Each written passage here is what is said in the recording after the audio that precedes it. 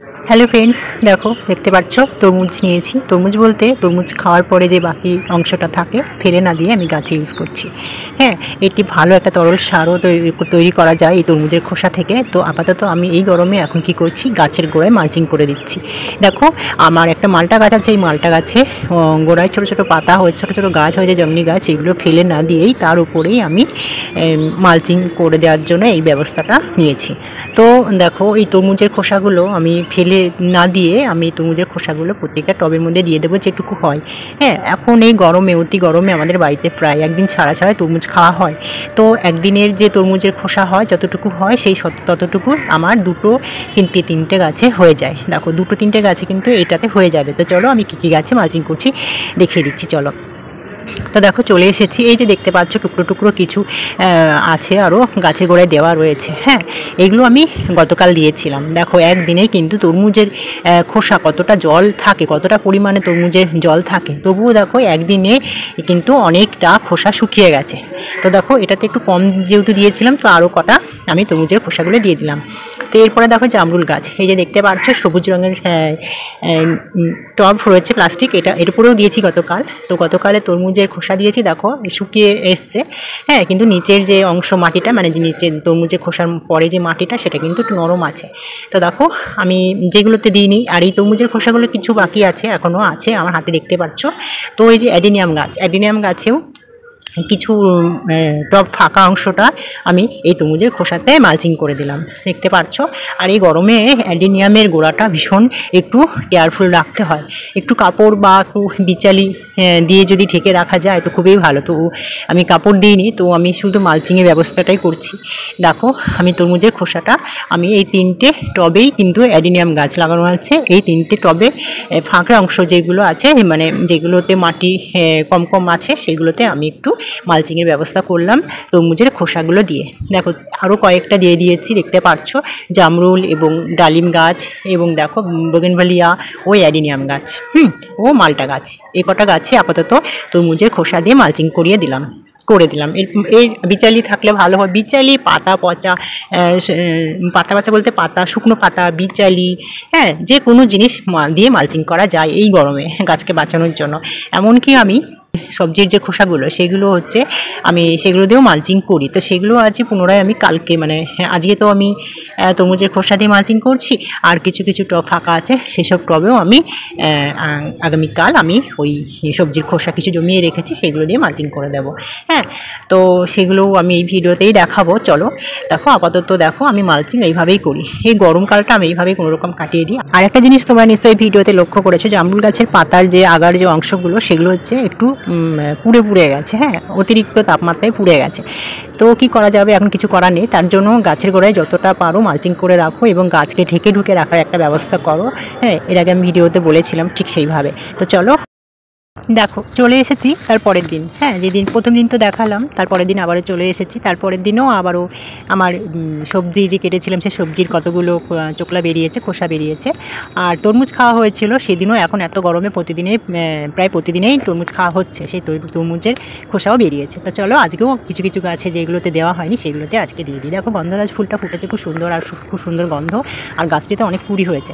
আর দেখো, এই যে সবজির খোসাগুলো, দেখো একদিনের সবজির খোসায় এতগুলো জমে গেছে।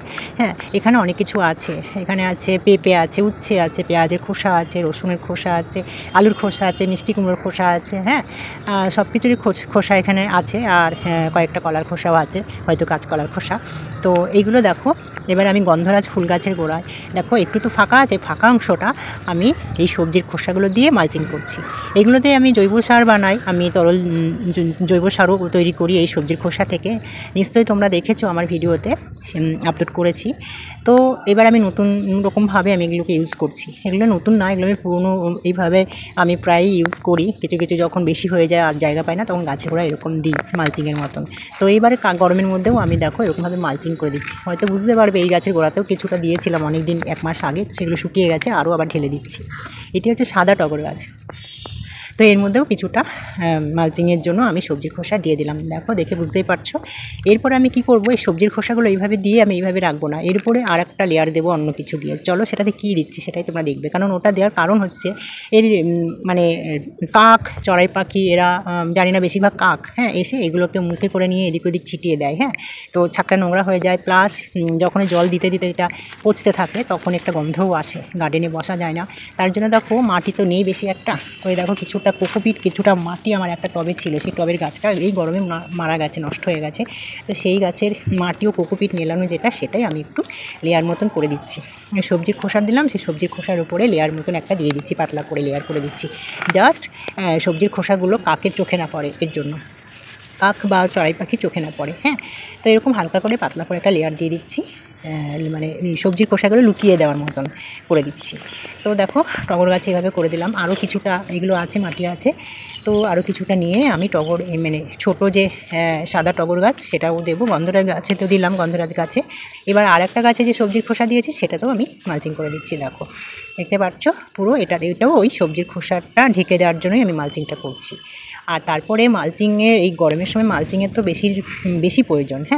তারপরে গাছগুলোকে ঢেকে রাখা বলতে, গাছের মানে উপরে একদম গাছের মাথার উপরে ঠেকিয়ে না, কিছুটা দূরত্ব বজায় রেখে একটু চাদর, বেডশিট, মানে বাতিল যে বেডশিটগুলো থাকে সেইগুলো বা প্লাস্টিক দিয়ে ঢেকে রাখা এই গরমে, তাহলে গাছগুলো বেশ ভালো থাকবে। আর নিয়মিত তো 2 বার করে তো জল দিতেই হবে গাছের গোড়ায়, এবং গাছকে স্নান করিয়ে দিতে হবে প্রতিদিন। যেরকম আমরা প্রতিদিন স্নান করি, এরকম গাছগুলোকেও স্নান করিয়ে দিতে হবে, তবে গাছ ঠিকঠাক থাকবে। তো দেখো, এবারে দিচ্ছি বাতাবি লেবু গাছে। এই বাতাবি লেবু গাছের গোড়ায় দেখো কিছু পাতা আছে, শুকনো পাতা দিয়ে কিছুটা মালচিং করেছিলাম, অনেক দিন হয়ে গেল। তো সেই শুকনো পাতা অনেকটা মাটির সাথে পচে মিশে গেছে। তো এবারে আমি কি করছি, এবারে দেখো কোকোপিট দিয়ে আমি মালচিং করে দিচ্ছি। মাটির টবের উপরে দেখো কোকোপিট দিয়ে দিচ্ছি, কোকোপিট দিয়ে ভালো করে মালচিং করে দিচ্ছি, যাতে কোকোপিটটা জল যখন গাছে গোড়ায় দেবো, কোকোপিটের জল তো অনেক দিন থাকে, মানে অনেক দিন বলতে এই গরমে তো একবেলা তো অন্তত থাকবে, তাই না? তার জন্য মালচিং করে দিচ্ছি। মালচিংয়ের ব্যাপারটা কী হলো, কোকোপিট, শুকনো পাতা, বিচালি, আর তারপরে যে সবজির খোসা, তরমুজের খোসা, সবগুলো দিয়েই কিন্তু মালচিং করা যায়। আমি তো দিই, আমার অসুবিধা হয় না। আর কার অসুবিধা হয় জানি না, তবে আমি তো দিই, আমার কিছু গাছে প্রবলেম দেখা দেয় না। তো দেখো, এবারে দিচ্ছি রজনীগন্ধা। যে রজনীগন্ধা ফুল আমি রজনীগন্ধাটা বসিয়েছিলাম ফুলের সাজিতে, তো সেটাতেও দেখো আমি কোকোপিট দিয়ে মালচিং করে দিলাম। খুব তাড়াতাড়ি মাটিগুলো শুকিয়ে যাচ্ছে, এই রোদের তাপে ভীষণ মাটি খড়খড়েভাবে শুকিয়ে আছে তার জন্য। আর গতকাল তো আমি তরমুজের খোসা দিয়েছি কিছু কিছু গাছে, দেখিয়েছি। আর আজকে দেখো তরমুজের খোসা আজকেও হয়েছে, আজকেও দুপুরে তরমুজ নিয়ে এসছে, আজকেও তরমুজ খেয়েছে, আজকেও তরমুজের খোসা হয়েছে। তাই আজকে বিকেলে দেখো এগুলো দিচ্ছি। এইগুলো তো সবজির খোসাগুলো তো দিলামই, আরও বাদবাকি যে গাছগুলো রয়েছে সেগুলো ফাঁকা হয়ে গেছে, এবং যেই সব গাছগুলোতে তরমুজের খোসা এখনও দেওয়া হয়নি বা কোনো কিছুই মালচিং করা হয়নি, সেগুলোতে দিয়ে দেবো। দেখো, যেমন এই যে বিবেকানন্দ জবা, যেটা হচ্ছে চন্দন কালারের জবা, এই যে বিবেকানন্দ জবা, এটার উপরও আমি মালচিং করে দিচ্ছি।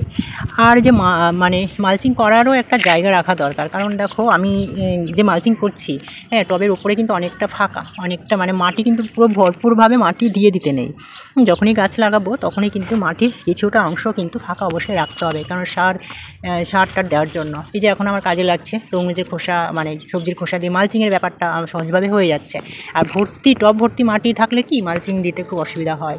আর দেখো, এই গাছটি দেখো, এখানে 2টো জবা গাছ আছে, মানে ফলের ক্যারেটের মধ্যেই জবা গাছ 2টো বসিয়ে দিয়েছি, ছোট ছোট জবা গাছ, চারা জবা গাছ। সেইগুলোর মধ্যেও কিন্তু আমি এই কিছুটা তরমুজের খোসা ছিল সেটা দিয়ে মালচিং করে দিলাম। তো এই মালচিংয়ের ব্যাপারটা আমি যেরকমভাবে গাছে দিয়ে আসছি এত বছর ধরে, সেরকমভাবেই আমি তোমাদের সাথে শেয়ার করলাম। তো তোমাদের যদি ভালো লাগে একটা লাইক করে দিও, বন্ধুদের সাথে শেয়ার করো। ওকে, চলো, টাটা।